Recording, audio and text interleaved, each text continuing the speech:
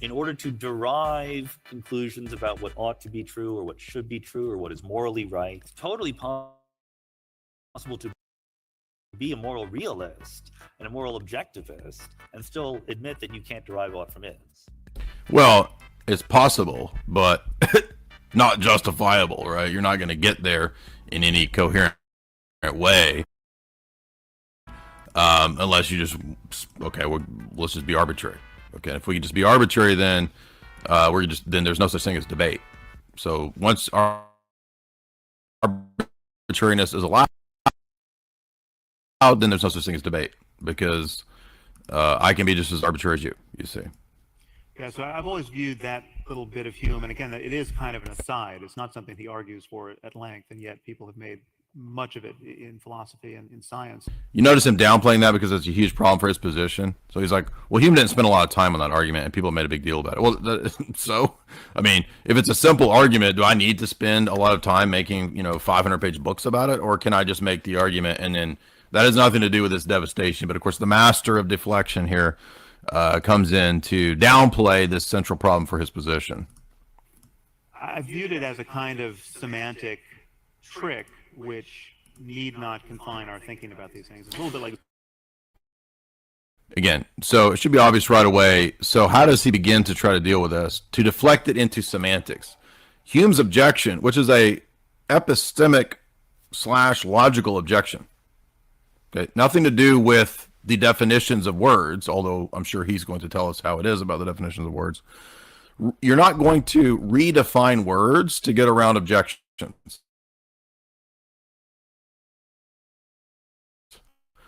Talk around.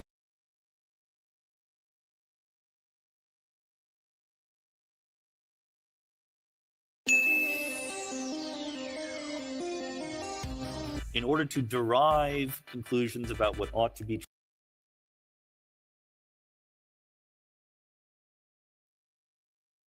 of words, although I'm sure he's going to tell us how it is about the definitions of words.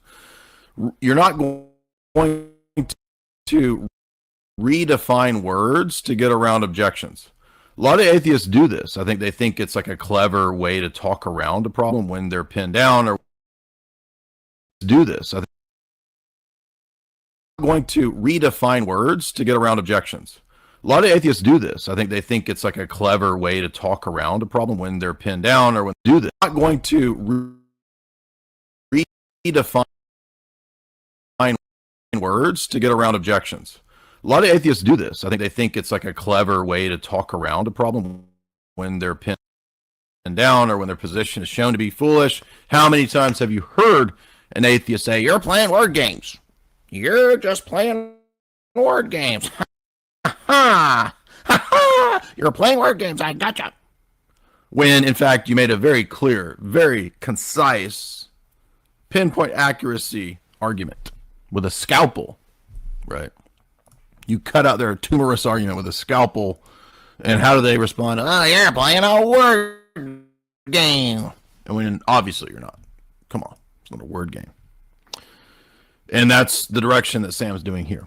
Zeno's paradox. Zeno says, in order for an arrow to hit its target, it must move halfway to the target and then halfway again and halfway again. And then now this is odd because he's likening the objection to his position, which is a clear refutation, to something totally different, which is a paradox. Okay, paradox is not a contradiction. And deflecting this over into something like that, again, is a deflection. So I have them turned all the way up. I don't know what else to tell you. There's just no way to make this work perfectly. I think I could turn them up a little bit more. Maybe I need to scale it back a little bit. I don't know why, but a lot of these YouTube videos, when you play them in this form, they just play real low, even though I've got it cranked all the way up.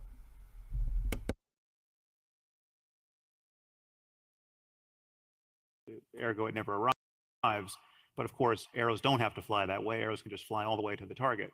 And if you want to add, if you need mathematics where you sum the infinite series, or you do find some way of nullifying that argument, fine. But it's set up as and it took hundreds of years for people to figure out why it's wrong. But it is just, it's an unnatural constraint imposed by, in that case, just the geometry of the situation. In Hume's case, it's just the meaning we're giving words like. Yeah, so just give words new meanings, and then it's not a problem. Now, remember that for most atheists, actually, you could probably argue 99.9% of them, unless they have some weird kind of fringe view, they will say that our conceptual schemes, the things that are the systems, the concepts, the words, the meanings that we have for understanding the external world are human created constructs. Now, if all of our systems, logic, math, words, sentences, grammar, if that's all purely a human creation, there's no extra mental thing in which our principles, logic, abstractions are grounded, i.e. the divine mind, then it seems to follow, as 99.9% of the atheists would agree, that the conceptual schema is a complete human construct. Now, that's not what Harris was intentionally saying, but that's probably what his position would affirm or lead to. Because unless he wants to affirm the real existence of abstract entities or objects or universals, which 99.9% of atheists don't, they don't want to go in that direction, then he's going to default to, well, yeah, we just make up these systems. They're just human schemas. Numbers are just, right, just made up by men. But at the same time as the internal mental system is a human construct, the principles of the external world that are supposed to match up to those concepts are supposed to be totally one-to-one, totally objective, totally rational, totally consistent with one another, connected to one another, and regular, you see. Do you see what I'm getting at? If I believe that my conceptual framework, my mental schema for how I understand the world is a human construct, I can't then turn around and say and act as if the words and the schema and all of that also literally matches up to things in the external world, because I can't make that move. It's not I don't have the right to make that move, you see. It's just a huge assumption. And when I start to act as if that is the case, now I'm starting to point out that, well, then it can't just be a human construct, right? Truth value, etc., meaning, these things can't be purely human constructs, because where are they grounded? How are they grounded? How do we know that they match up to objects in the external world? Now, if you've read the Mannion paper, you know that at a certain point he brings this up. He says that, for foundationalists and the kind of classic foundationalist position, it hadn't really occurred to those people yet that, well, wait a minute. Is our conceptual scheme found in sense data? If our conceptual scheme is not found in sense data, then now we've got illicit moves that we're making, you see. Because what's the basis for the conceptual scheme by which we are understanding the principles of the world, right? Predicating about objects, etc. So I'm just pointing out that if you understand that objection, then not only can Harris not get off the ground, like, he's not even going to be able to make sentences. Do you see how devastating this critique is? Ought and should versus is. Now, I think, so the other way to come at it from my point of view is you can give up all notion of ought and should. Let's say we're in the universe and there is no ought or should, or let's discover the oughts and shoulds. I mean, one question I have, which doesn't originate with me, I think many people have posed it this way, but if all the facts, if all the is claims in the universe aren't enough to give you some guidance as to how you ought to live, just what could give you that guidance, right? I mean, we're talking. So Sam Harris doesn't understand the issue of justification, right? So as often happens in this type of a discussion, people don't know what is expected or what kind of thing would count as a justification. And we see this all the time. And really, Harris here is just reflecting probably what most atheists will say in response to the Izzat question, right? And he's saying something like, well, you know, if you really want to make this a problem, then why don't we just say that this is the best we can do, right? If you want to flourish and do well, then you got to have moral values that help you flourish and do well. That's essentially where he'll go in this. And he's just going to say, you know, it's just the best we've got. So why do you keep bringing up this point? That's not a justification, right? This is a really simple point, philosophically speaking, right? I mean, if you have a certain position and you're going to enforce that kind of a justification on everyone else, then you're going to have to do the same thing. And these kinds of people do that all the time, right? It's like, where's your justification for your miracle claims? Where's your justification for faith in that book? Where's your justification for belief in the existence of Jesus, a man 2,000 years ago, right? You got to do all this work. You got to justify every little nook and cranny of any claim you make.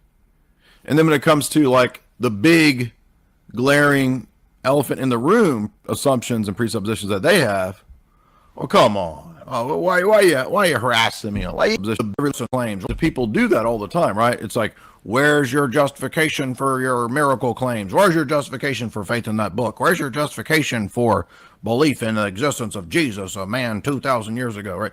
You got to do all this work. You got to justify every little nook and cranny of any claim you make. And then when it comes to like the big glaring elephant in the room assumptions and presuppositions that they have, well, come on. Oh, why you harassing me? Why you giving me a hard time on this? Why you give me a hard time on it? Why you busting your balls? Why you busting my balls on this? Right? Suddenly they go Tony Soprano. Why you busting my balls on this? Hey. Right? Because it's obvious that they don't have a justification.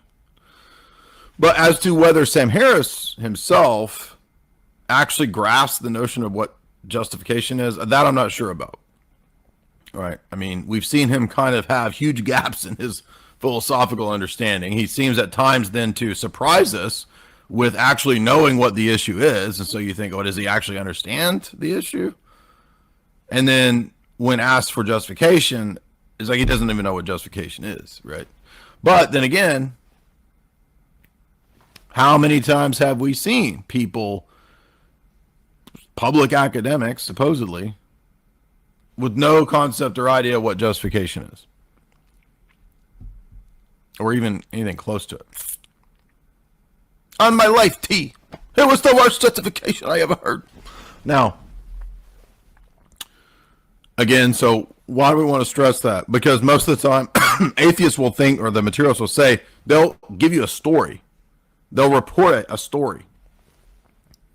Well, we evolved to do this, and then we evolved to do this, and this. Whoa. Telling me a story, an account of events, is not a justification. I didn't ask you for a series of causal chains that led to why this is happening. I asked you for the justification for deriving oughts from is.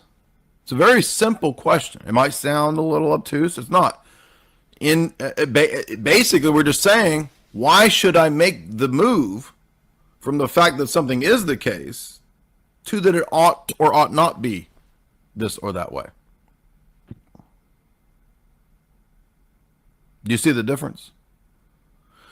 And so Sam Harris wants me to believe that you can, as a naturalist, atheist, materialist, make the move to moral realism. By the way, let's not even bring up the fact that he is a determinist. How are you going to have moral realism and oughts with determinism, which is a whole other level of stupidity and impossibility on top of this?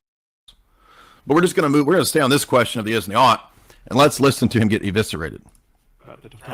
It's in my book. Yes. So I think Dan Dennett has made this point, and others have. So that's worth wondering, right? Like what extra piece would you be hoping for? But let's say what we're hoping for is a logical justification. It's not an extra piece. It's not some outlandish, crazy thing that's being requested. It's the very same justification that you request of every theist. The very same principles justification that you're required to give for your principles and your beliefs is the same justification that we're asking of the theist. Remember in the Matt Dillahunty debate, how many times did I hammer this point home? Matt, you said no one should believe in anything unless they have empirical sense data to prove it. You just told me in the midst of this debate, Matt, that transcendental categories are not physical empirical things, but they must be the case. What is the justification for believing that, given what you just said? I'm not asking you if you believe it. I'm not asking you if you like it. I'm not asking you for a causal chain story of history of why people evolved to do this. I'm asking for a justification. It's a very simple point that you would learn in one epistemology class had you had one. Point evolved. I'm not asking you for a causal chain story of history of why people evolved to do this. I'm asking for a justification. It's a very simple point that you would learn in one epistemology class had you had one. Trent Horn, hello.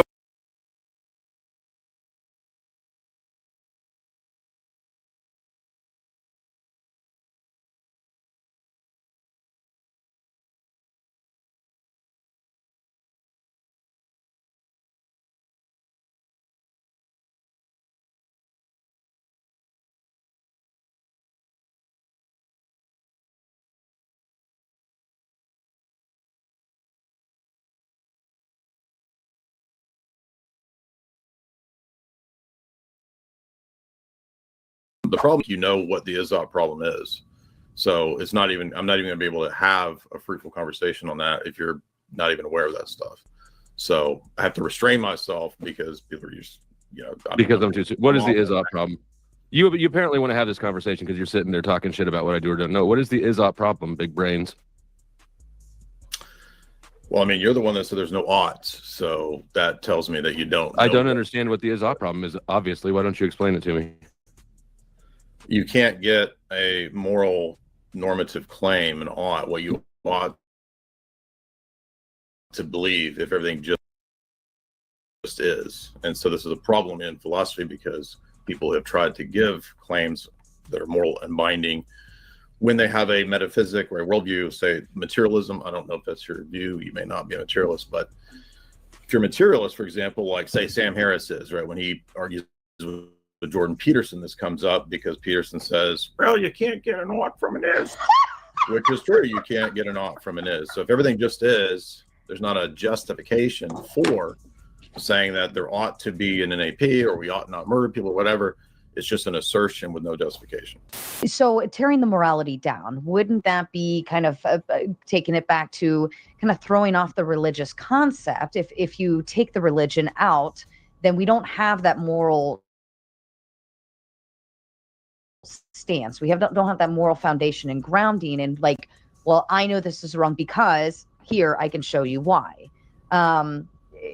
So because I don't know what you think or your opinion of it, but I feel like there's more people that have steered away from the churches or have gone more to the modern churches, like the non-denominationals and things like that, which at least they're going to church and they're, finding a foundation. But I just don't know if it's necessarily like the thing to do. I mean, you could look backwards and say every Sunday people were going to church, having dinner at grandma's, like that, or late lunch, early dinner at grandma's on a Sunday. Nobody worked, things, it was a function, it was a tradition.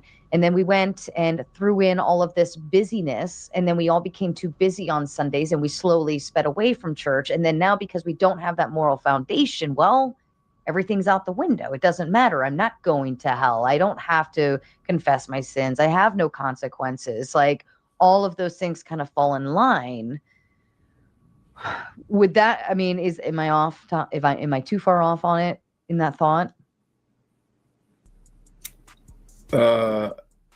the thought is that people are just too distracted with the things in their lives to care about uh, old medieval ideas or something. Is that what you're saying? Like, I feel like we've lost God, right? And it's kind of been removed from a good chunk of America, to Yeah. where things are no longer. It's not a religious aspect. There's no foundation in my morals and values. Therefore, it doesn't matter what we do. There is no shame. There is no between abortion, TRANS, Yeah. Right. all of these different things. And I feel like that's a lot of that because my foundation on why these things are bad is, well, the Bible tells me. I go to church, and this is something I believe in, and I can't say that any of this is okay, and I'm not agreeable to it, but my foundation comes from growing up in the church. So if we're all not going to church, then your Yeah. foundation goes out the window. Would that be it? Like, to me, I feel like that would be the first thing I would attack is their moral foundations. I don't know. Does that sound stupid? I know I'm not. No, I mean, I explaining think that ultimately you're not going to have a moral foundation without some notion of the transcendent, some form of theism. And if society loses that, it goes down pretty fast. So we've seen with all the, atheist societies that have been tested out, experimented with, Bolsheviks and so forth, it doesn't last very long. I mean, like when the Bolsheviks took over Russia, it was so bad that Stalin had to start bringing back things like marriage, Skittles, like getting rid of the Skittles stuff, because the whole society was being destroyed. The whole generation of guys that were born out of open relationships, they didn't have moms or didn't have consistent fathers. They were, products of free love. They were all just criminals. So literally Russia was collapsing. And that's part of what prompted Stalin, who's not a good guy, but just for the practical reasons of the society just falling apart, putting back in some of these moral strictures. So even atheist Soviet communists can recognize that total free love and all this craziness society can't function that way. So yeah, you have to move back in that direction. I think most Christianity is compromised and corrupted, except for Orthodox Christianity. I like that. Flow State, welcome. What's up? Doesn't everybody think that about their denomination, though? I guess, but what would that have to do with whether it's true or false? Why would anybody? So the saying that religion or a deistic belief is necessary for morality seems to imply that there is no pragmatic reason for morality aside from appeasing God. Pragmatism, I mean, doesn't get you to justification. So What do you mean? So I make the arguments from a logical perspective, philosophical perspective. So if I talk about justifying one's moral claims or one's worldview, I mean it in a philosophical sense, giving an epistemic justification for that belief. So pragmatism doesn't get you to epistemic justification. But it would get you moral behavior, right? If we're a social animal and it's a better survival strategy for me to treat you well than to fight you, we still end up at moral behavior, more or less. The broad strokes are the same. Yeah, but what does it mean to treat somebody well? I mean, it's a sort of vague, broad scope there. Sure. I think that negative rights is where we could draw the line, right? Because nobody can agree on what we do want done to us, but we all know that everybody can agree that we don't want our free will violated. We don't want to be coerced. Not everybody believes that. Not everybody agrees with that. And why should we think that something should be held to because everyone agrees to it? So by definition, everybody would agree to it. What? By definition, everybody would agree to it, because the minute you do want your free will violated, your free will is no longer being violated. Plenty of people who are masochistic, who are psycho, who do not care about their own will or other people's wills. They care about their own will. Some people like to undergo pain and punishment, is what I'm saying. Right. Some people are psychotic. Right. I didn't say harm. I said free will. If you enjoy pain, that would then receiving pain would still be aligned with your free will. It'd be voluntary. I'm saying that there are people who don't have any concern for the non-aggression principle, and there's no such thing as a non-aggression principle without any kind of transcendent basis. You can't tell me why I can't aggress people or why you ought not aggress people if the rule is nature, if natural law is what determines it. Well, the law of nature shows me predators and prey. Why can I not aggress and violate the NAP? Well, you can. I would say that I don't even think we need a higher ought claim. We can look at cooperation as a survival strategy, and it will inevitably produce the same results. About surviving. Why should I care about you or anyone else surviving? You don't need to. You can care about only yourself surviving. Well, then that refutes what you just said. No, it doesn't. It'd be in my best interest to cooperate with you. Don't you agree that cooperation is Not even getting. I'm talking about. You said there's no such thing. There's no need for oughts. If that's the case, then we ought not follow the NAP, right? Okay, let me rephrase that. Ought we follow your position that there's no oughts? You can do whatever you want. Okay, so then you're not making an argument. Oughts. Okay, let me rephrase that. Ought we follow your position that there's no oughts? Rephrase that. Ought we follow your position that there's no oughts? You can do whatever you want. Okay, so then you're not making an argument. So it's relative. By ought, I meant there's no need for a higher God, transcendental ought. Okay, ought we believe that? You ought to believe whatever you want. Ought. Okay, ought we believe that? God, transcendental ought. Okay, ought we believe that? You ought to believe whatever you want. So then you're not making an argument. I was making an argument. If I ought not believe it, you're not making an argument. Arguments. Okay, so you would say I ought to believe argument. I was making an argument. If I ought not believe it, you're not making an argument. I was making it. So then you're not making an argument. I was making an argument. If I ought not believe it, you're not making an argument. Arguments. Okay, so you would say I ought to believe what you say because God or something? Like, how does that dial back? No, that's why I was talking about epistemic justification. Can we take the next caller? Nobody else popped up. I missed the basis of the conversation, so I don't know where that was going or where that came from. Yeah, so I don't know. Take the next one. If anybody else wants to pop on, it is the link is pinned, you guys, if you have questions or whatever. Yeah, he's probably bored out of his mind. So Flo, you were going down the route of free will. At least that's what I came across. Jay's body language screams he doesn't want to talk about where I was going with it anymore. So I'll wait for the next one. Because you were making bad arguments. Just because you don't like them doesn't mean they're bad. No, they're logically bad arguments. They're not valid arguments. Awkward. So how about them aliens?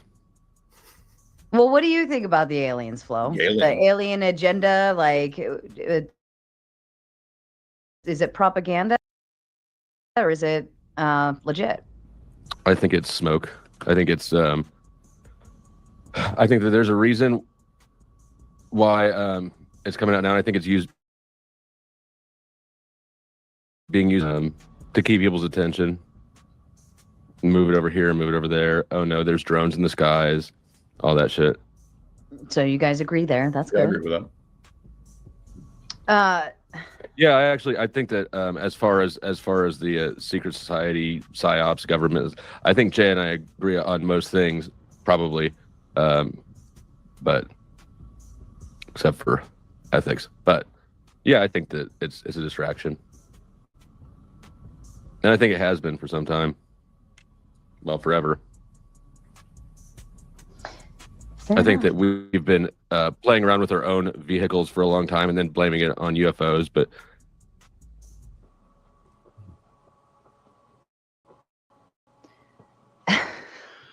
you guys, you did this. You did this, Flo. I didn't Did do you- this. Maybe I did this. It's all your fault. I'm sorry, Jay, for doing this.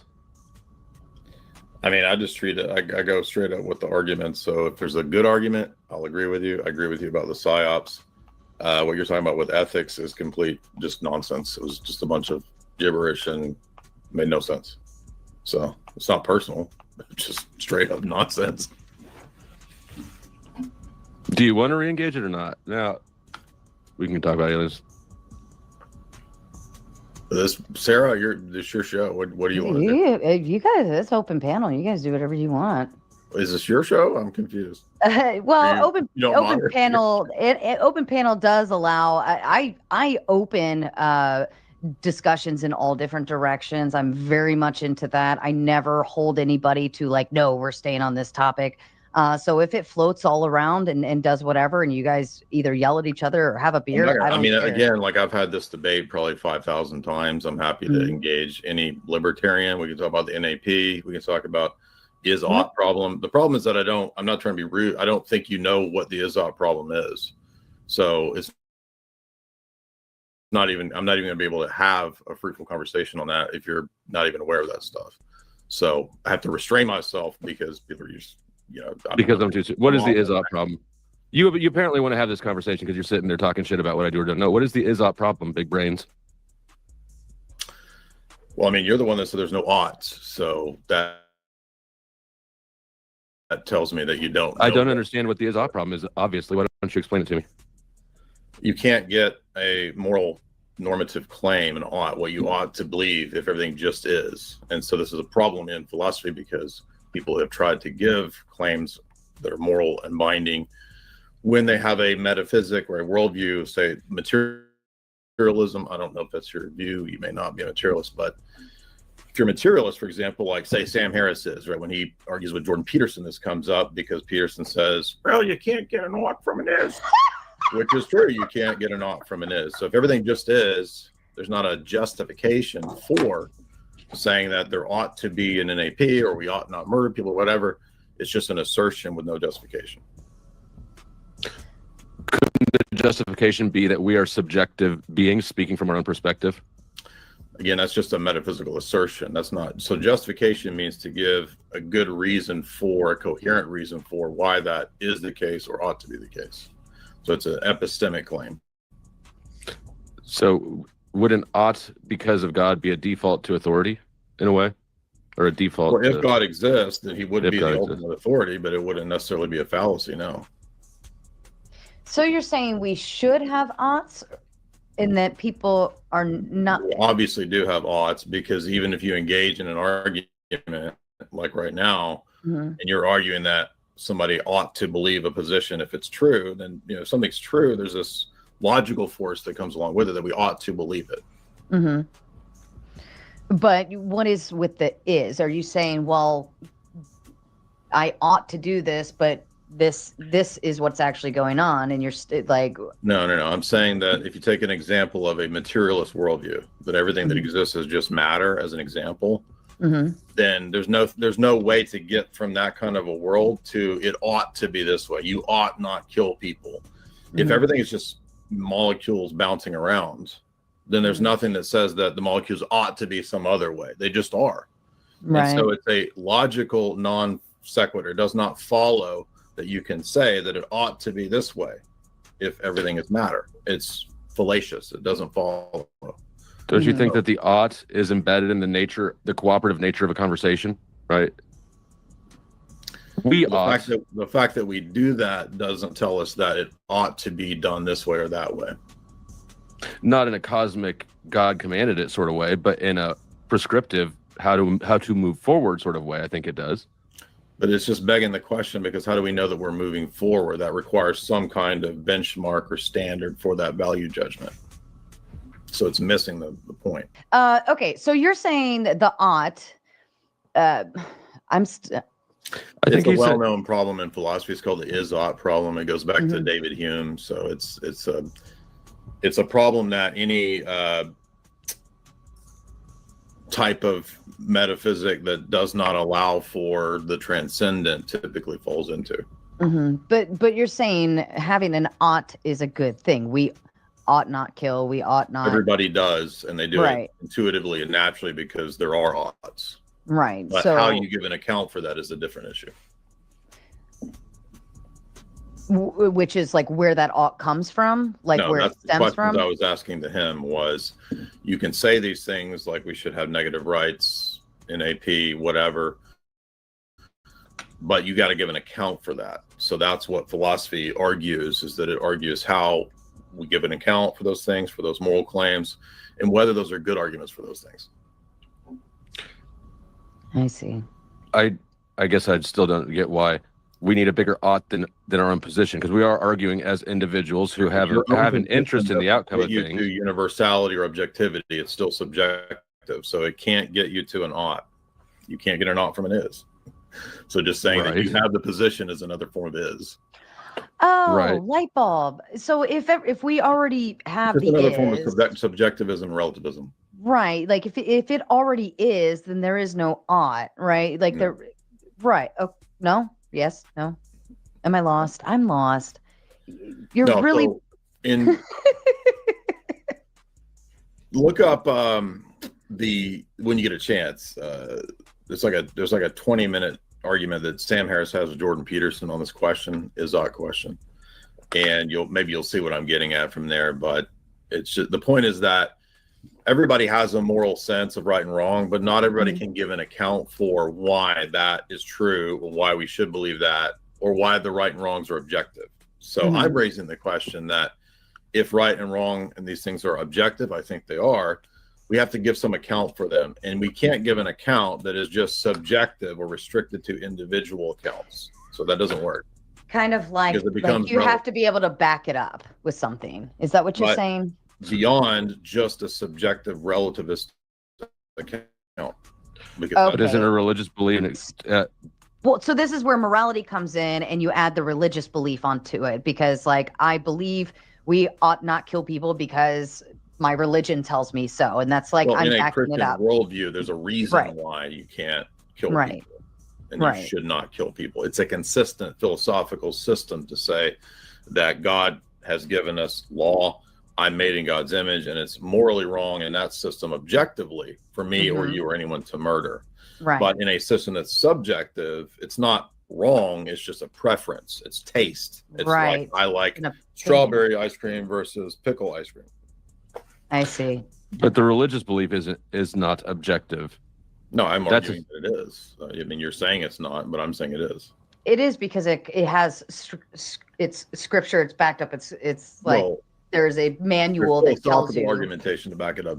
Not just the fact that the Bible. When we debate moral claims, we're already assuming a meta-ethical position on pursuing truth and being consistent. Yes. There, he said it. I don't know that I agree that it has to be. I think we can talk about truth and ethics and all this stuff, and we can root it in just self-interested survival, and it will make a case for those values. John Kell coming in with a Big 10. Flow state engaged in an ought claim while saying that universally there is no ought. Babel. Yeah, I'm not speaking for the universe. I only speak for myself. Yeah, but he's saying that's the point of inconsistency. You can't make that kind of a claim and attach universality to it at the same time. That's the contradiction. I wasn't attaching universality to it. But the claim is a universal claim. Ought? I can say ought in a non-universal way. Say there are no oughts. That is a universal claim. There are no is a quantifier that means universal. Okay, I don't recall saying that, but anyways, go ahead. Wrongful Rage coming in with the Big 10. Hello, panel. Hopefully it's a good night. Lots of fun down in the wormhole and into the questions therein. So you're... Now I'm losing my brain again. I didn't have one to begin with, but the ought concept, I think I'm getting it, right? Where you're basically saying it's got to have something that it stands with. But then when you're in a debate, how are you putting is an ought into debate? debates, like with what Jim Bob was saying, we're already assuming a meta-ethical position. What is meta-ethical? That's the question of what ethics themselves are. What's their status? What's the meaning behind Okay. something being evil or whatever? Okay. Are you referring to like a meta study, like with science, where you take all the different scientific experiments and put them all together and take the metadata, and that's where you get your analytical results from? It's similar to that because you're kind of taking a bird's eye, bigger picture. So anytime in philosophy you're doing something like metaphysics, that's above physics, or what's the nature of those things? How do they exist? Do they exist? What are they? How are they? Those are the kinds of questions that metaphysics does. So metaethics is similar in that it's asking for what type of things are claims like this is evil or this is good, right? A good example would be the good, because the good is something that's both epistemic, it's a knowledge claim, but it's also something that relates to ethics as well, because we think of the good versus the bad, and we ought to follow the good versus the bad, etc. So, yeah, metaphysics or metaethics would be something like the good and what is the good. And then how do you break that? Like, how do you break down good from bad then? I mean, outside religion, even at that, or can you? I think that if you don't go with the route of theological argumentation, you end up with subjectivism. And that's kind of the point I was trying to make earlier, is this: if everything is just purely subjective, then we're in a contradictory position where nobody can say anything actually is good or bad. Right, because then it's just like, well, how I feel about it. And then you end up, would you say that that's kind of where a lot of our newer laws and things going on in place, especially in the United States, all of these kind of, because we took religion out of the concept of deciding what was good for society. So like, what is good for society would, essentially you'd attach a morality onto that. But if everybody's morality is subjective to how they feel and not based in something like, for instance, their religion, then where are you going with that? Oh, Jim Bob. Hi, Jim Bob. Hello, everyone. What's going on? What up? Hey, Jay. I want to just give Jay a break here. He's, oof. Tag in.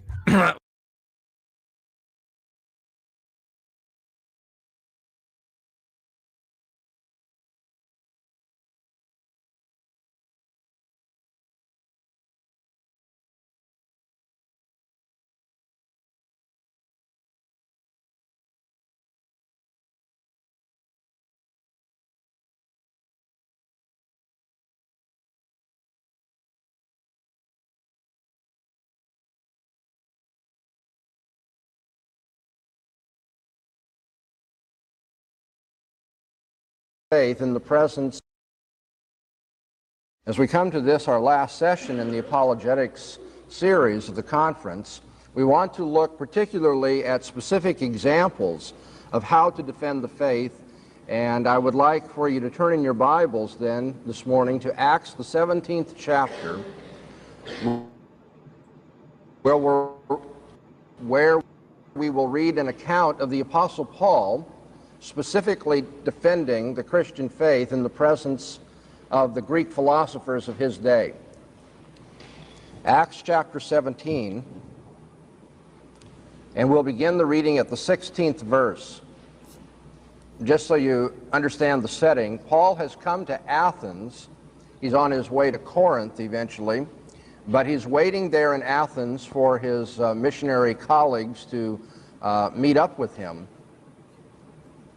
And Athens, you must remember, was the center of philosophy in the ancient world. The Greek philosophers were well known around the world. Philosophy had its beginning, if you read any textbook in philosophy, there in Greece. And so now Paul is in the capital, the philosophical capital of the ancient world, and this is what we read. Now while Paul waited for them at Athens, his spirit was provoked within him as he beheld the city full of idols. So he reasoned in the synagogue with the Jews and the devout persons, and in the marketplace every day with them that met him. And certain also of the Epicurean and Stoic philosophers encountered him. And some said, "What would this babbler say?" Others, "He seemeth to be a setter forth of strange gods, because he preached Jesus and the resurrection." And they took hold of him and brought him unto the Areopagus, saying, "May we know what this new teaching is which is spoken by you? For you bring certain strange things to our ears. We would know, therefore, what these things mean." Now all the Athenians and the strangers sojourning there spent their time in nothing else but either to tell or to hear some new thing. And Paul stood in the midst of the Areopagus and said, "Ye men of Athens, in all things I perceive that you are very superstitious. For as I passed along and observed the objects of your worship, I found also an altar with this inscription, to an unknown God. What therefore you worship in ignorance, that I set forth unto you. The God that made the world and all things therein, he being Lord of heaven and earth, dwells not in temples made with hands, neither is he served by men's hands as though he needs anything, seeing he himself gives to all life and breath and all things.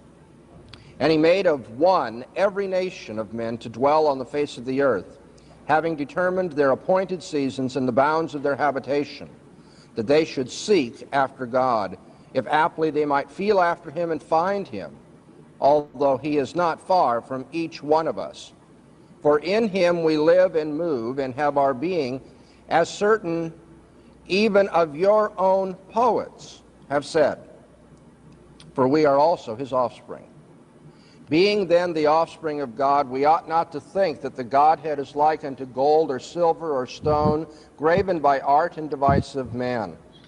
The times of ignorance, therefore, God overlooked, but now he commands men that they should all everywhere repent, inasmuch as he has appointed a day in which he will judge the world in righteousness by the man whom he has ordained, whereof he has given assurance unto all men, and that he has raised him from the dead.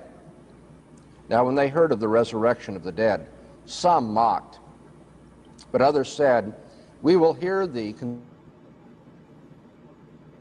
concerning this yet again. Thus Paul went out from among them. But certain men clave unto him and believed, among whom also was Dionysius the Areopagite, and a woman named Damaris, and others with them. And thus far the reading of God's Word. Here we have in the New Testament the most extensive and clear and explicit encounter between the mindset of God's people, the mindset that is given by God's Word. Hey, Webb. Hey, Patrick. How you guys doing? Hey, nice to meet you, Patrick, and nice to see you again, Gigi. Nice to meet you. I see Freeman is in the chat, and he is picking a fight. So when you ask, can you establish the existence of a single transcendental, you are relying on normativity to prescribe your thoughts to you. So your question presupposes the establishment of the transcendent normativity which governs our thoughts and prescribes us to believe truth over untruth. So to ask me to demonstrate that is to utilize it in order to bind my conscience to something that exists between the two of us that we cannot escape and did not sign up to. And all he has is an emoji after that, because that's all they have at the end of the day. Is they don't have arguments, they have jokes. No, I mean, Will Freeman's probably not even going to be able to understand you. That's probably true. Okay, so here's the deal, Will. There are rules to how we ought to think. We ought to think that was just true. We ought to disbelieve and reject that which is false. Now, you might say that you don't believe that, but all that is an appeal to truth in order to change my mind or correct the record. Unfortunately, I'm so used to thinking about this and trying to refine it that I'm probably out of touch with the average person when it comes to how to say it. No, you're doing a fine job of saying it. The problem with Freeman is he's not really listening. He's just trying to get clever whips in. So I try to avoid him, but he keeps following me around. So I figured somebody like you might get through to him, but don't worry about it too much. If you want to entertain his questions, that's cool. No, in the meantime, it's just the thing is, he's not interested in Christ. Obviously, he's just here for practice. And so I'll just practice with him and see if he can debunk. Let's see if he can use the rules of normativity to debunk the rules of normativity.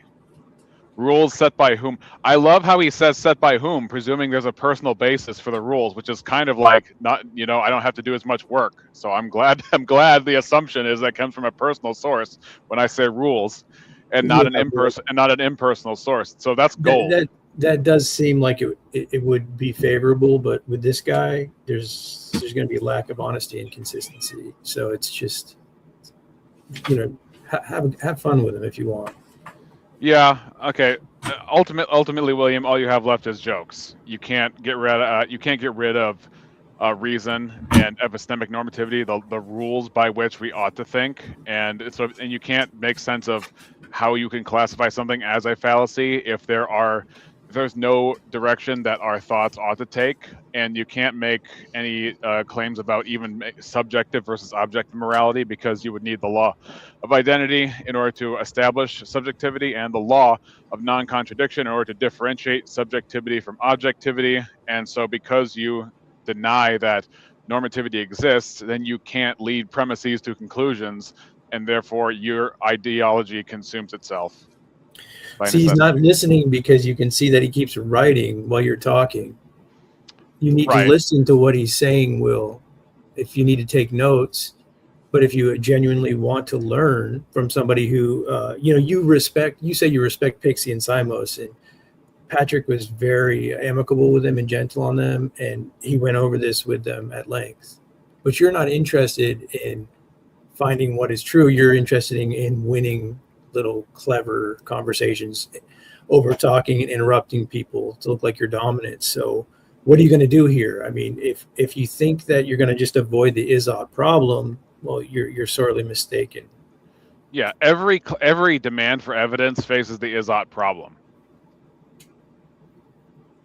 Yeah, so now it's about respect. It's just moving around like, oh, he can't really refute you, so now he's going to say, well, I can't learn because I don't yet respect Patrick. It's just games.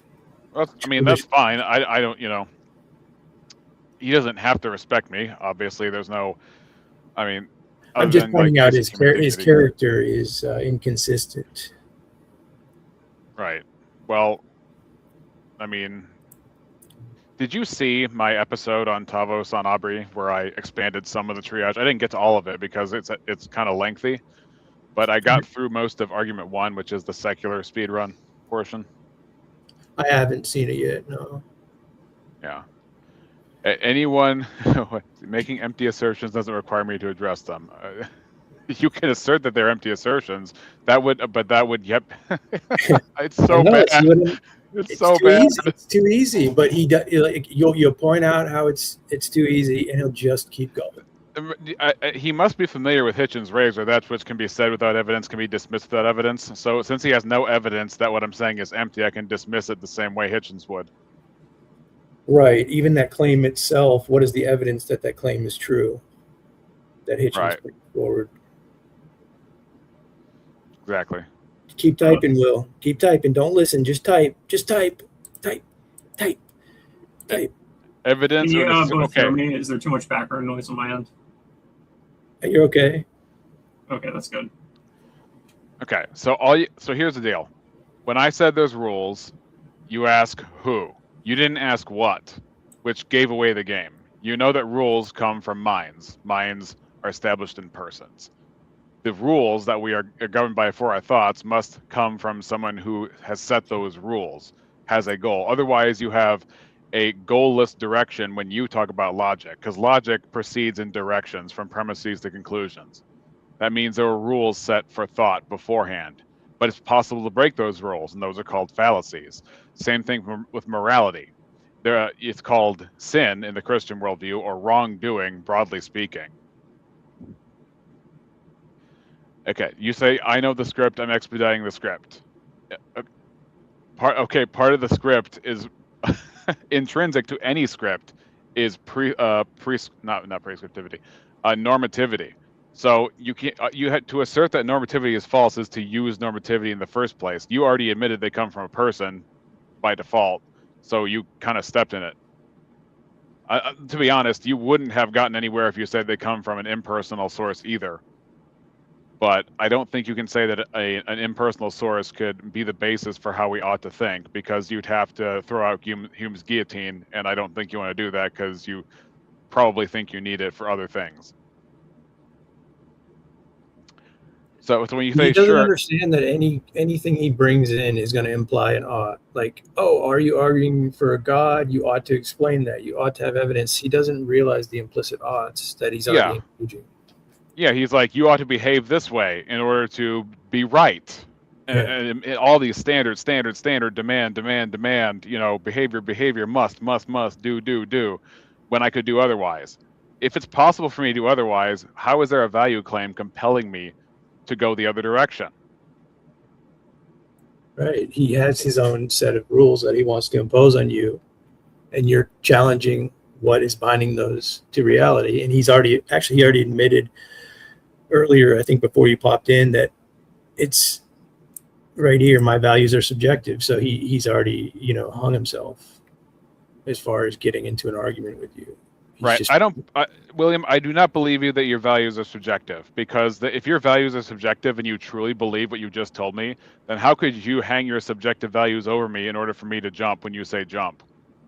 Like, that doesn't make any sense. Like, your entire launch pad is broken from the get-go. Here, I mean, you have deaf ears, but I'm still going to answer your question anyway. So when you ask why the God of the Bible specifically, there's a thing in Christianity called double imputation. Double imputation, we live in a world where justice exists as a moral reality, and that forgiveness exists as a moral reality. And if you don't believe they exist as a moral reality, then we ought not live as if falsehoods exist. Because now, if there's an ought to live as if falsehoods exist, then we have an obligation to do what we ought not do, which is incoherent. So the question is, what worldview doesn't sacrifice justice for mercy or forgiveness, or mercy or forgiveness for justice? And the cross only does that because we deserve an infinite punishment for offending an infinite God, because an infinite person that would necessitate all these laws of morality and logic would be transcendent, so it would be a transcendent person. So how do we, as people who have already fallen, pay back a God? We can't. He owns everything already. He already owes our allegiance. We already offended, so there's no way back. So when Jesus died on the cross, he took our sins on that cross, and he bore the wrath of the Father in our place, so that the guilt that was ours is placed on him. And so the record of sin is punished on Jesus, but his righteousness and his perfection, he didn't deserve that destruction, but his righteousness is infused to the believers, to those who repent of their sins and trust in him as the perfect sacrifice and not themselves. And so our righteousness is imputed from Christ to us, and our sin is imputed from us to Christ. And so we have an effective record swap of our lives, and we get a changed nature as a result of God's work in our lives. And thereby, forgiveness is legitimate and morally real. And so life isn't a big death trap where death wins in the end. But justice is also real because of the Father's wrath. God the Father's wrath is satisfied, and sin still gets punished. So that's the gospel is, I think, a good reason why you ought to believe that Christ is God. And there's no other religion that actually pulls that off at all. You either get some kind of fiat forgiveness that perverts justice, or you get some kind of a guilt laundering through reincarnation, or you just kind of get off scot-free, or you just kind of get off scot-free, or life is doomed and meaningless. So I don't think any of those make any sense for the reasons I've said above, in terms of the justice, forgiveness, double bind on your thoughts. But anyway, that could be for your sake, but I think your disposition is just not to listen. Yeah, he probably didn't take in any of that, but that was quite a bit. But well said. The other types of arguments for gods other than the triune God are going to fall short in one way or another. In ethics, epistemology, I would say typically you can tend to agree on a metaphysical commitment there, but for instance, the Muslim God is going to fall short epistemologically of a personal relationship that we have through Christ. The God incarnate in the flesh, for example. And Hindus are going to have more of a monistic tradition where all is one. So they're going to lose the distinction of self in order to be able to make arguments for their position. So a lot of times people will say, try to posit in like within an argument when they're arguing with somebody who's focused on presuppositions. They'll say, well, what about this worldview or that worldview? They try to bring in another worldview to argue against you, which you can entertain that if you want to. But ultimately, it's like, well, we can talk about other people's views and other people's positions all day, but I'm trying to talk to you about your particular position. Right. Atheists are the first people to hide behind other people's religions. Atheists cannot sustain any level of pressure on atheism. They always need other religions to facilitate what they do. And you'll notice that they travel in packs. They always want other people in the room because when they get cornered or pinned down, the other people will interrupt for them or redirect the conversation. Now, he says tag is cute. Let's get into the scripture. Here's a difference, William. Atheism is predicated on God not existing, which already means it's predicated on God because they have to reference God in the first place. Real quick, William, when you say tag is cute, I'm not actually using tag because tag uses intelligibility. The God of the it starts from the God of the Bible to establish truth instead of using truth as a deduction to reach the God of the Bible. What I'm using is just plain normativity as a starting point. As you said, the rules written by whom. So I'm using something different than tag because tag starts with the God of the Bible. Mine does not explicitly even start with the God of the Bible, but in order to say that I'm using tag because I'm using normativity is to actually concede the argument because tag starts with the God of the Bible.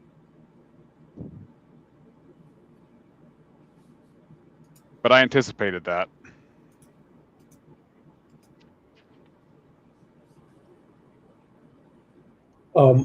Webb, did you have something in there?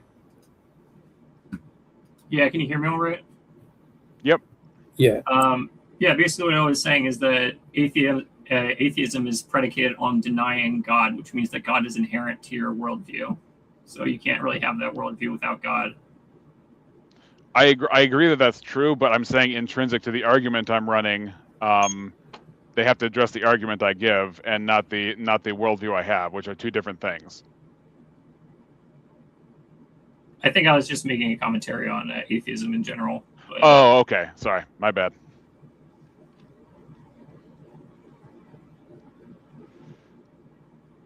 So William says he's not an atheist. Well, it doesn't. Okay. So William, how do you? Wait, you're not an atheist, but you have subjective morality. So how does that work?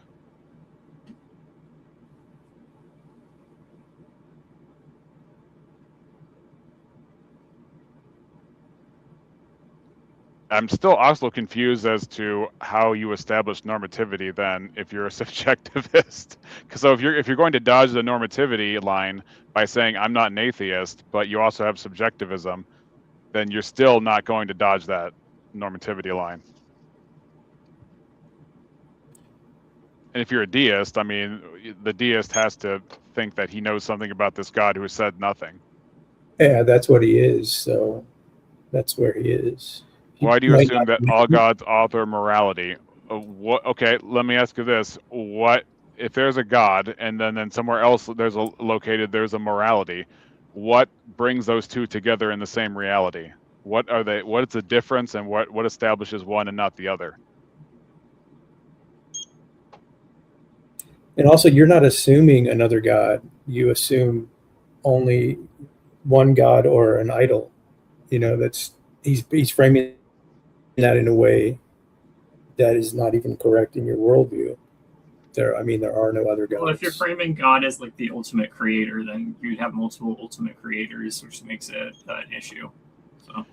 Okay, so he says he's not suggesting that an ultimate morality exists, but I would say that the reason you're here is because you want to correct people. You want to make them think differently based on what you value, and you value truth, And so here you are on a mission to accomplish something about other people, to change them from going one way to another, which doesn't add up at all with what you said about yourself being subjective. So I think what you're doing is you're demonstrating that you, like all other humans, believe in the prescriptivity of truth, meaning that you ought to believe what is true and you ought not believe what is false.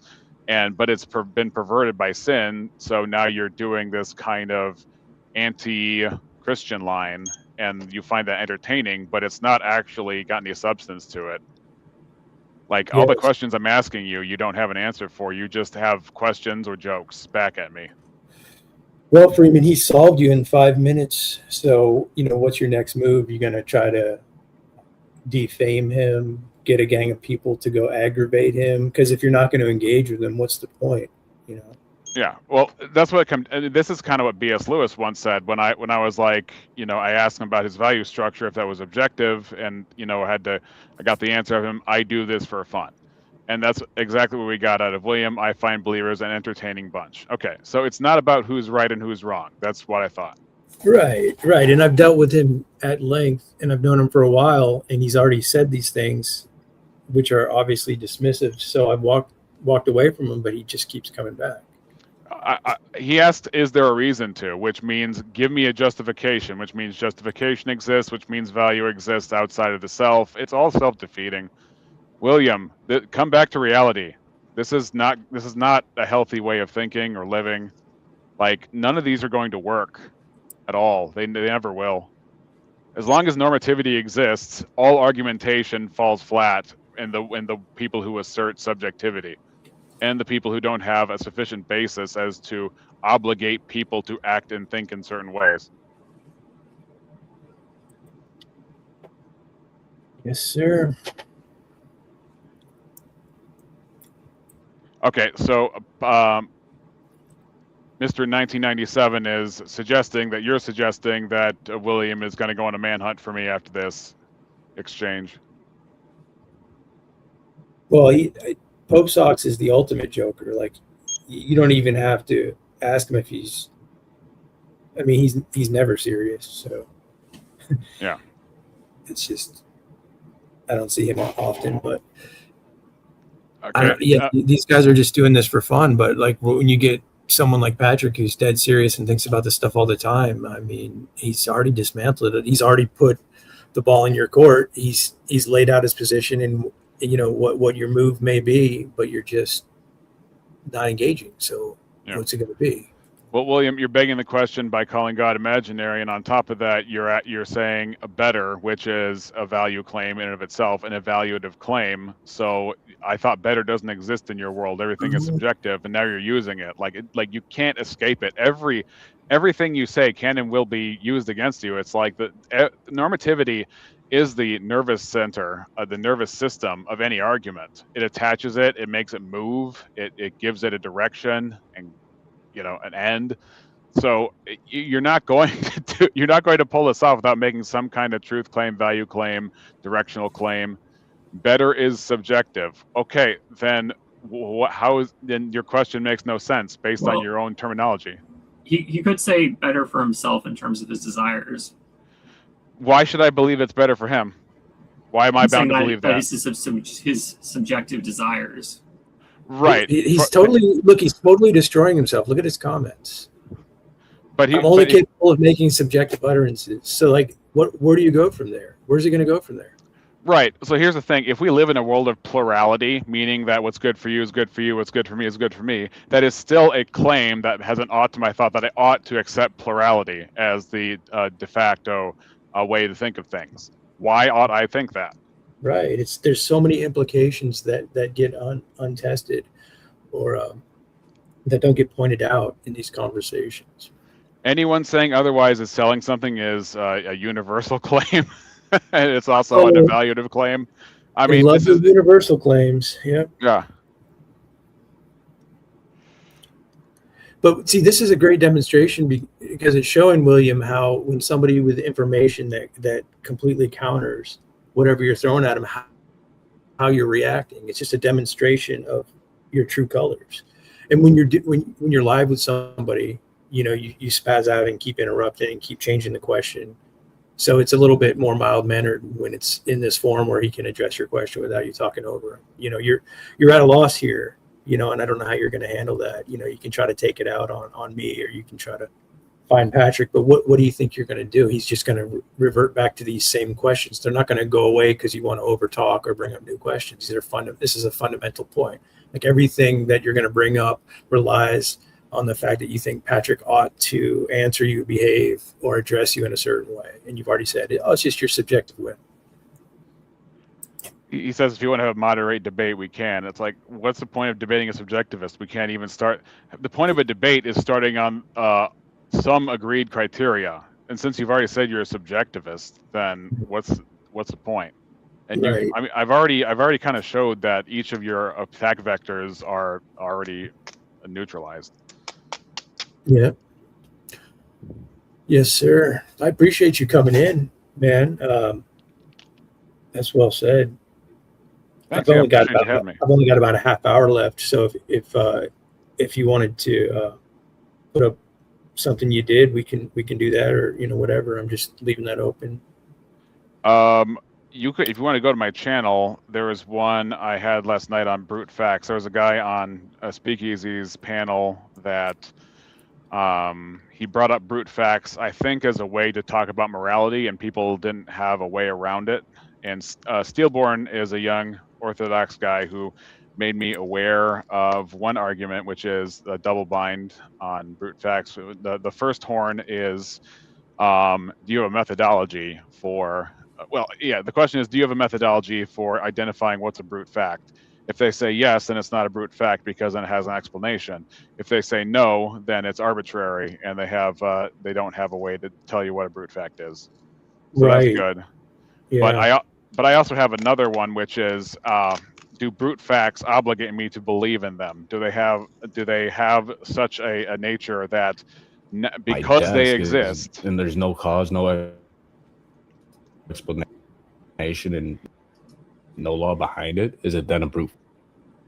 So sorry about that. Go ahead. I was you're good. pulling You're that good. up and it was playing. It's all right. I lost track, but you can go ahead and play it because that's kind of the approach I took. Yeah. Is this what you're talking about here? Sounds right, because that's Rev Russ's voice. Yep. And you can just like. But is this the video you're talking about here? Yeah, and you can just cursor ahead to the part where I jump in, because I'm in the lower left corner when he lets me on the panel.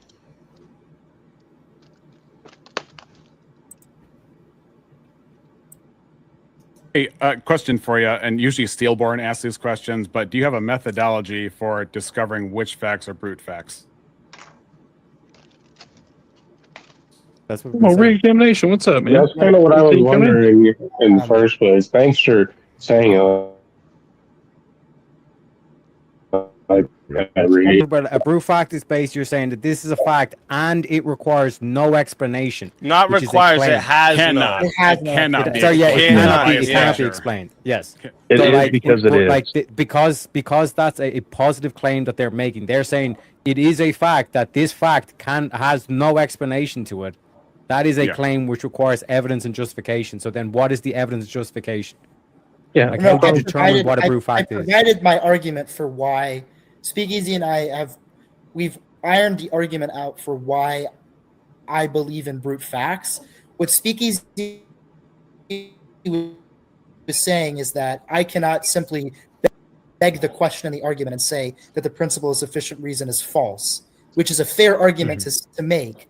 But what I would say is that, let's say that there is no determination for whether the principle of sufficient reason is true, right? So we don't know whether facts require explanations. The default position there is not that facts require explanations. It's that someone has to prove that facts require explanations. And so in a world where we don't have that justification, it stands to reason that there exists at least one fact that does not have an explanation. But hold on, if you're saying that Not just one fact. Someone proving PSR to be true. Well, wait, though. Contingent things don't contain the reason for their existence within themselves. So if they exist rather than not, there must be a sufficient reason why. You understand? Otherwise, we're saying something can obtain for literally no reason whatsoever. Right, That doesn't. and on top of that, if you're Yeah, saying but that I am if it saying- requires an explanation, then what facts do require explanations? No, because you have two things going on. You have foundationally these brute facts that are supposedly all the things that contingencies hang on, and that these dependency facts that hang on these brute facts require explanations, which doesn't reflect the nature of brute facts themselves. So why is there this asymmetry that contingent facts require explanations, which is why you demand evidence for it, but the foundation doesn't have what it takes, in fact, negates the possibility of explanation? Because they're going to be stuck at the impasse. Here, let me do one with you, Demos. So you're pointing out that what they're claiming as a brute fact isn't brute as they're calling it. Well, what I'm saying is because they have a further explanation. Yeah, I mean, obviously, I think that when you declare something a brute fact, that's your arbitrary stance. That's your arbitrary stopping point. You're just stipulating it. I don't have to accept it would be dogmatic, unchallengeable in a sense. Right, and I'm saying that I'm taking a different route than they're expecting, which is if the foundation of truth is a brute fact that negates explanation because it doesn't have explanation within itself and nothing else can explain it, then there's an asymmetry in what is doing the establishing of the created order or the world around us, and then the nature of reality itself. Because if the nature of reality itself is a singular or collection of unexplainable things, then how does that give rise to explainable things that demand explanation from rational agents like us and with each other? So that seems like it's off kilter. And then on top of that, you compare that to the God of the Bible, which has aseity, meaning that he, in and of his nature, can establish himself by being self-sustaining, and also being an affirmative does exist as opposed to does not have an explanation. He provides his own explanation, but brute facts are not posited to provide their own explanation because they need to remain unexplainable in order to be a stopping point so people shut up and stop asking questions. So if I would say you need preconditions to establish what a fact is in the first place, and brute facts don't really seem to have those preconditions. I think they even negate the possibility of it at a foundational level, because if the foundation of reality is unexplainable stuff, unexplainable impersonal stuff that doesn't relate to us, then how is it that downstream we have explainable phenomena on any level? Right, there's a gap in that whole process that they're not explaining, they're not justifying. That I heard somebody do before. Imagine a basketball appeared in that room out of nowhere in front of you, right? Would you accept that there's literally no explanation whatsoever? It just appeared as equally rational to believing there's some explanation that we just haven't discovered yet? Yeah, so I think that this is an interesting. You would say it's equally rational? I probably would not say it's equally rational. Okay, Yeah. okay. I would say. What kind of a question is equally rational to something we haven't discovered yet? How does that work? It's like you're asking if something's equal to that which is unknown. So I think Speakeasy is just trying to explore the brute fact ideology approach. Okay. Is that guy like the Mortal Kombat debate guy? Yeah, Verbal Combat. It's going to be on tonight, 7 Central, I think. 6. No, not. I guess it would be 8 Eastern. Yeah, he does that every Friday night. He just got done with the Swords of Reason, and this is the after panel of Swords of Reason. Okay. But I would say that because PSR, the principle of sufficient reasoning, is the principle that's behind our instincts to look for the explanation. Yeah, I would say that instinctually the PSR exists. I would not say that implies when you say something instinctually exists, What does that mean to you, Patrick, when someone says that? It sounds like a biologically enforced illusion that does not map onto the actual reality around you. So when you say it extinction exists, it just kind of sounds like my intuition. But I mean, intuition, Yes. even intuition itself, I think in a Christian framework, we can understand intuition to have some legitimacy in the sense of some people are more perceptive than others. Some people pick up on interpersonal patterns more than others, and so some people's guts, like their gut reactions to things, are more perceptive than other people's gut reaction to things. So we can understand that if we have a mind and a soul that were both designed by God. But in the atheistic worldview, the perception part is more like a delusional prison that we are subject to and we can't get out. And so we just accept the prison and play by the rules of the prison as if the prison were all of reality, because we can do no better than that.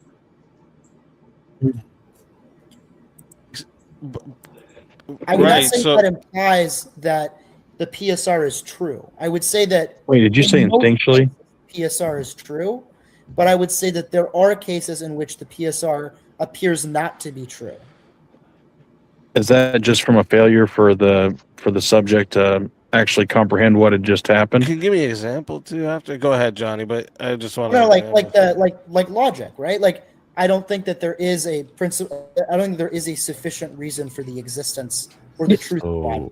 Well, that's a dismissal at that point. That's like, hey, the basketball popped up in the middle of the room. It's like, whoa, where the hell did that come from? But then the fact that you don't really want to contest, or not, I shouldn't say don't want to contest, the fact that the point of the basketball showing up in the middle of the room is so relevant. It's like, look, it's there now. We acknowledge its existence, but it doesn't matter how it got there. The basketball in itself is now brute the whole fact. point of that what I asked, like, for that hypothetical, is because nobody would think it was more rash or even equally rational to just assume there's no explanation. It just appeared here. Yeah, like it was there and we didn't notice it. It would even be more rational to assume that leprechaun snuck it into your room. I would say, Patrick, you watched Nikki and Chase Haggard. You seen that one before? Yeah, a while back. So you asked me had I seen him before, and I said no. And then when I went back, I was like, oh yeah, that was a one-sided, bloodbath. It's like, forget it. Yeah, it seems like this is teetering on that kind of idea where it's like he had her against the wall with logic, her presupposing logic, and she would say it just is, and then he would say, well, this isn't my argument, but the defeater is going to be God just is, because God is prior to logic. It seems like it's in the same vein as that. Right. Well, of course, if you need God, which would otherwise explain the rules that we live by, then now you need evidence. But if you propose that we live in a world that doesn't need evidence for its foundation, then you win because you just stipulate it. Mm-hmm. That's a fine how you do. Right? Well, don't you think so, Demos? It would be even more rational if you've seen two people trying to decide how this happened. One guy says, it just appeared, man. There is no explanation. The other guy said, leprechaun snuck it in here. Which one is more rational? Yeah, I did like that Demo said it was instinctual. Our skinwalkers are brute fact. Realistic, rational way. I would say that I'm still trying to figure out how brute facts fit into what your earlier described epistemology, to where it takes two entities to share reality in order to communicate and ground morals. We're all talking at once, guys. But you also say brute facts. Let him answer. Let Demos breathe. That's all right. I hate to break this to you. I do have to leave. It's like 2:12 here. Oh, sorry, I was trying to. I will give until he had time to breathe. Dang it, Demos! I said breathe, not leave. I promise. Rex was waiting in the back. Rex was waiting in the back for you for a minute, and I was getting close to the end anyway. So let him have a little back and forth with you before you go. By the way, I myself do. I want to say thanks for coming. By the way, everyone's. I appreciate you coming and sticking this up. You say something, Patrick? Yeah, I'm just going to say I do have to go myself, but I will hand the baton to yesterday's me, and so because I won't need to give a play-by-play because you'll see exactly how it goes. But you probably have to go before too long yourself. I do in a few minutes, but I'll play it a little longer. Yeah. Yeah, but thanks for coming in, man. I appreciate nice it. Patrick. Appreciate what you have to say, man, and I'll see you around. Yep. See you guys. Bye. Take care, brother. A lot of Can I- people back out of this shit when they're on the opposite side. So Sorry. good on you. Thank you. No, I was going to answer the basketball hoop question because what a brute fact that I think exists is the principle of the conservation of energy, and I think that it's impossible for a basketball hoop to spontaneously appear without any explanation, because that would imply a violation of the conservation of energy, and so it would require an explanation. Is the conservation of energy a brute fact? Yes, I would say. Okay, so would you say the laws of logic are also a brute fact? Yes. Would the violation of the laws of logic also be a brute fact? Because if you violate the laws of logic by a fallacy, that's a genuine error. The violation of the laws of logic being false would not be a brute fact. Okay, so if I make a fallacy, the fallacy itself is not confirmed by a brute fact. Okay, the fallacy, as in this statement is fallacious, implies that this statement is false, which implies that the laws of logic are true. The laws of logic are true is the brute fact. The two above are the contingent facts, which lead to the brute fact. Okay, so but the brute fact is not the one recognizing that I made an error. It's me recognizing that I made an error, right? In relation to the brute fact, yeah. But the brute fact cannot confirm its own existence, right? What does that mean? The brute fact does not have cognition to recognize itself. It depends upon us as contingent beings to recognize the brute fact, right? No, the brute fact is because it is. No, Yes. I'm saying the brute fact doesn't have any self-attestation. Yeah, the brute fact has no explanatory power or causal power. I think that's where he's going with this. I mean, I believe in an objective reality, so I would say the brute fact. No, but the brute fact is just a negation. Hold on, the brute fact is just a negation of explanation, right? Sure. Yes. Right. So if the foundation, here's the weird part: if the foundation of the universe is just a negation of explanation, then the foundation of things is not an affirming of something to give a grounding for something. It's just a negation of something, which is anti-factual in the first place. Ooh. Nice point. Because let's put it this way, which of things is not an affirming, it's just a negation of if the foundation. Here's the weird part: if the foundation of the universe is just a negation of explanation, then the foundation of things is not an affirming of something to give a grounding for something. It's just a negation of something, which is anti-factual in the first place. Because let's put it this way: if a brute fact is just no, like a negative of explanation, then on what grounds does the universe and reality by which we say yes, this exists, come into being? Because the ground has to be an affirming ground of reality, something that is, not a reality of something that isn't, and a limitation explanation. It has to be something that is. Yeah. Okay. To establish reality. Yeah, I would say that the universe exists, or the existence of the universe is a brute fact. See, yeah, and it's not because it's no, it's because it's so. So Yeah, what? It is because it is. It is. That is. So it's just an arbitrary. Yeah, he keeps making subjective claims. It's all what I would say. It's not about what is objective fact. Because he's saying it just is ultimately. Yeah. Yeah. So what? Okay. What obligates me to believe that it exists? The fact that it exists. Nice. So now he's bringing in the pillar of ethics here. So truth is prescriptive. So truth. Okay. What obligates me to believe that it exists? The fact that it exists. So truth is prescriptive. So truth is prescriptive to our thoughts. I would say so. Yeah. Okay. So how can truth be prescriptive to our thoughts if there's no personal aspect to the basis of reality? For anyone. If there's no personal aspect to yes, the because the laws of logic aren't persons that have responsibility in standing over me, right? No, but they are because they are. But that's more arbitrariness. They are because they are. This is a great line of questioning here. Well, yeah, it's like it's circular reasoning, like the whole argument. Yeah. Separate than me being obligated to believe that they are. You don't have to though. So what if you do? So what if you don't? have to believe that they are. You do believe that they are. Then how do you? Okay. It's then how do you, impossible for you to not believe that they are. Right, but that would instantiate the fallacy, which means that not all thoughts are created equal. Some thoughts are actually correct and in line with reality and get an affirmation, but some thoughts are treated as error, as if I ought not think an error. I ought not believe fallacy. But that's their PSA. I got a brute fact for you. Brute facts are not real. Okay, thanks, Nick. Hold up. Let Demos and Rex have this little exchange before we wrap up, boys. No, that's a self-refuting argument, Daniel. But yeah, go ahead. What did you just say? It's self-refuting. I mean, I thought it was just yeah, joking. I know.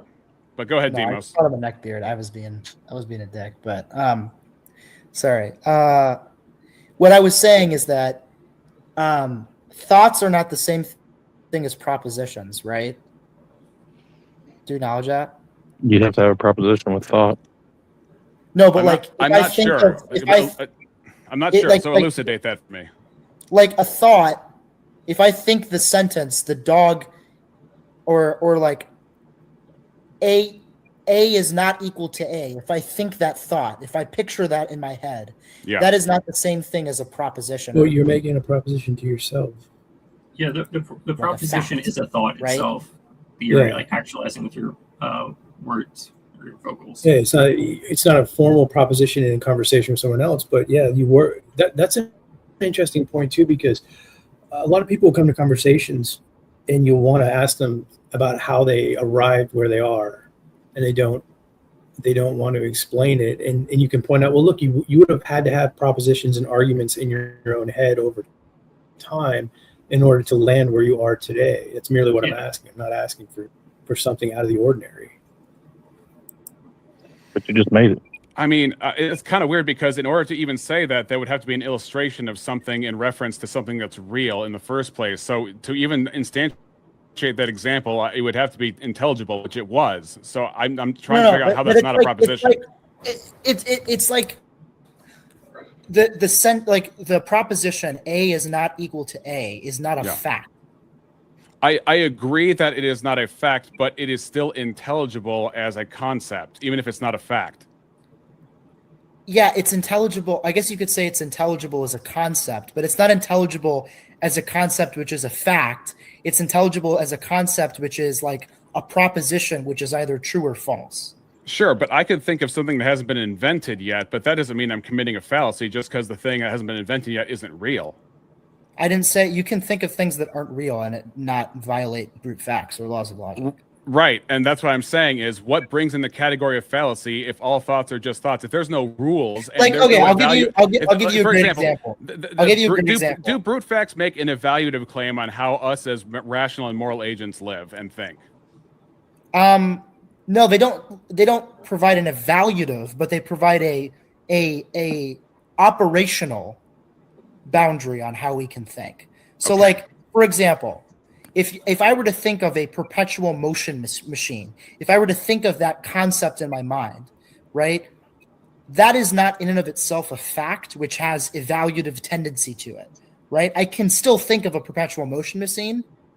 It does not change the fact that a perpetual motion machine is impossible.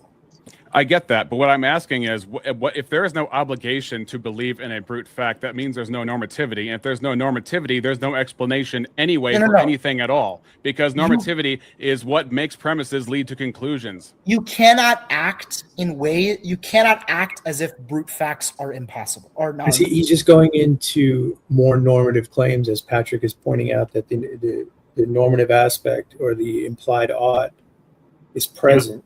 It's like he's not taking it in, he's just going into more of what Patrick is pointing out here, interestingly enough. Not true. What brings that? Okay, why not? Where did that rule come from? Is that also a brute fact? No, it's just it is. You can't. Yeah, and obviously, obviously reacts.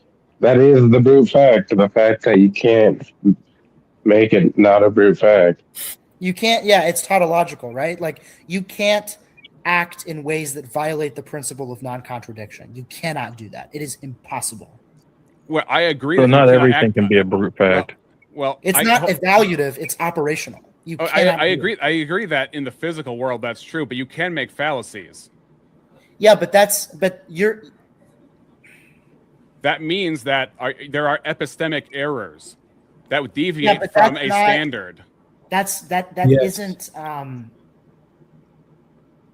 It's hard for me to say this in a way that doesn't break language, but it's like words are not in themselves objects, right? Words are like constructions that we have created to describe objects. And so when we engage in conversation about propositions that are true or false, we're not creating facts or objects in the universe that exist. We are creating constructions that describe objects that exist. Okay. Do you understand what I'm trying to say? Yes. So it sounds like you're saying that these constructs, we make these constructs to communicate about things that are real around us, but the constructs themselves are only utility to our understanding and communicating with each other, right? Exactly. So right. I get that. I've heard that before. I can construct the sentence, "This ball is not this ball," right? Right. That is a construct. So I think they're getting into validity and soundness. Like you can say the ball is not the ball. It's like a valid statement, but it's not sound. I think that's where they're floating around right here. Describing a thing. That thing cannot exist. Yeah. So, but that's different than why I'm obligated to believe those sorts of things. There are people that make fallacies and think in circles all the time, but that would make, we categorize that as an error, not just a deviation from a norm. So we would have to have purpose in order to say what is an error and then what is not. Right. It's a great point, because this is what the atheists hinge on, is logical fallacies. They're always wanting to talk about logical fallacies. And Patrick is saying, well, what is the obligation or the ought behind or prior to you assuming that the fallacy is a problem in itself? Because we all operate in this way. So he's agreeing with this guy on the screen, and Eli's like, I agree, but the guy on the screen, he's having trouble or not wanting to go where Patrick is saying, what is the obligation, the prescriptive obligation prior to how we reason and how we hash these things out? An error. Why do we address a fallacy as an error? Because that reasoning or that proposition that the person is saying is not in accordance with reality, because reality cannot accommodate things that violate brute facts.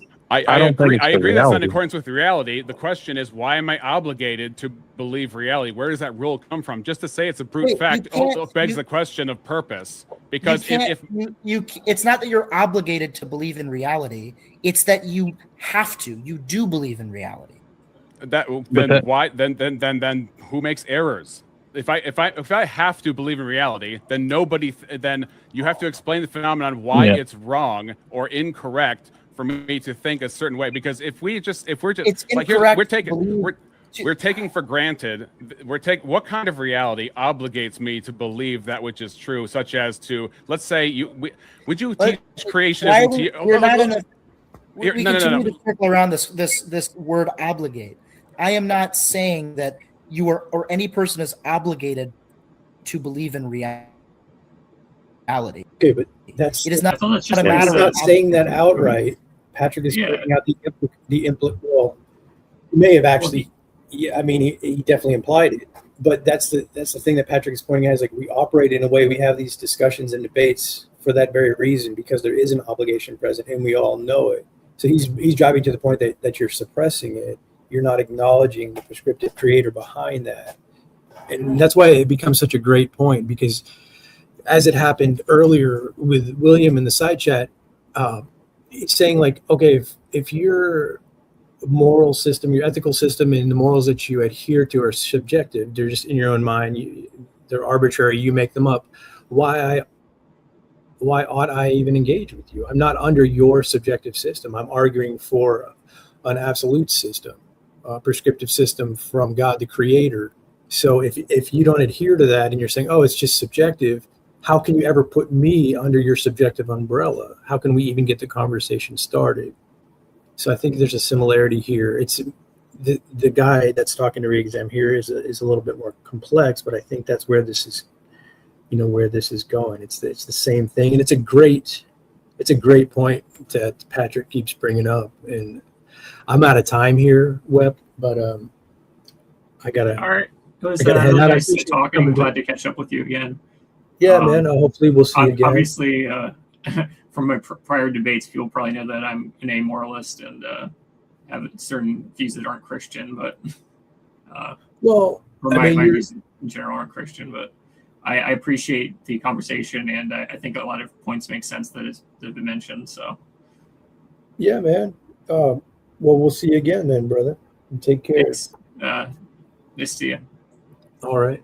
So, yeah, in departing here, Patrick, I got to check more of this out later, but it's, I love what you're doing, man, because you're really bringing home something actually very simple that people continually overlook. And when you have these conversations, it reveals a lot about the way people are behaving.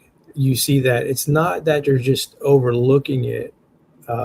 Sometimes they actually are receiving it and understanding it, but they want to argue anyway.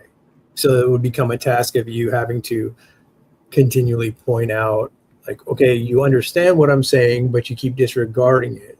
You're actually negating yourself and so forth and so on. So the task sort of shifts gears once you realize that they are on board with what you're saying. They do understand you. So there's a lot here in this conversation, man. And I appreciate you going out there and talking to all these people so we can have these very critiques, man. But I got to go. I'm out of time. Until next time, take care. All right. Later, JJ. I appreciate Patrick coming on too. It was cool to see Yeah, him. man. Right on. And later, Peter P. Mars, I'll catch up with you guys another time. God bless you.